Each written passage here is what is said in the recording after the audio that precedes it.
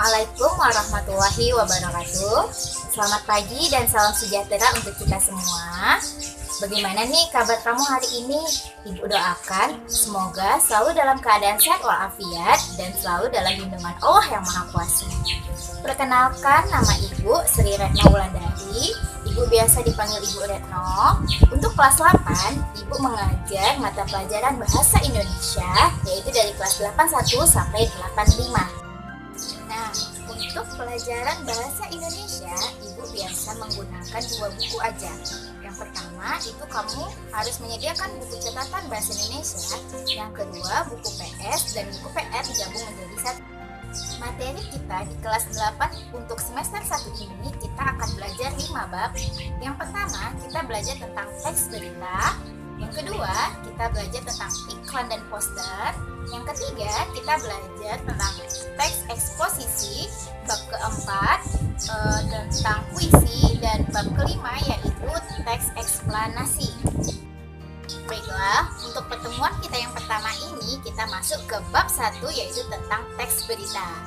Nah, dalam teks berita ini, tujuan pembelajaran yang akan kita capai, yang pertama, kamu nantinya akan harus mengetahui apa itu pengertian dari teks berita, dan yang kedua, apa saja unsur-unsur yang terkandung dalam teks berita.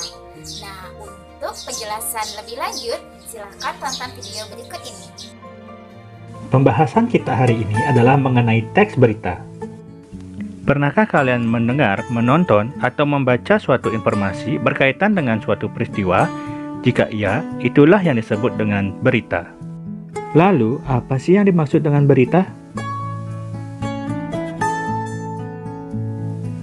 Berita adalah suatu informasi berupa fakta yang disampaikan oleh seseorang, baik melalui media cetak atau elektronik, dengan bahasa yang singkat, padat, dan jelas. Pembahasan selanjutnya adalah mengenai unsur-unsur berita. Unsur-unsur berita adalah 5W plus 1H atau dalam bahasa Indonesia disebut dengan adik simba. Apa, di mana, kapan, siapa, mengapa, bagaimana. Sekarang kita akan berbicara mengenai unsur 5W 1H. Yang pertama adalah unsur what.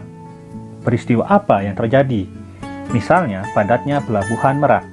Yang kedua, who. Siapa yang mengalami peristiwa ini? Misalnya, truk-truk pengangkut barang non-sembako.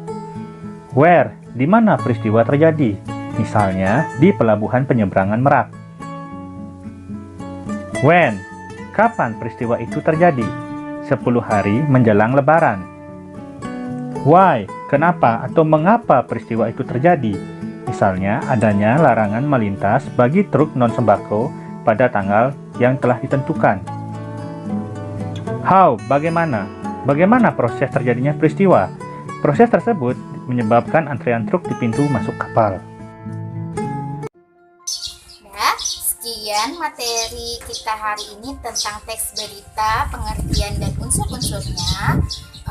Untuk anak ibu yang ada pertanyaan, silahkan langsung japri ke ibu. Ya, ibu rasa sampai di sini dulu pertemuan kita hari ini. Ibu ucapkan Assalamualaikum warahmatullahi wabarakatuh.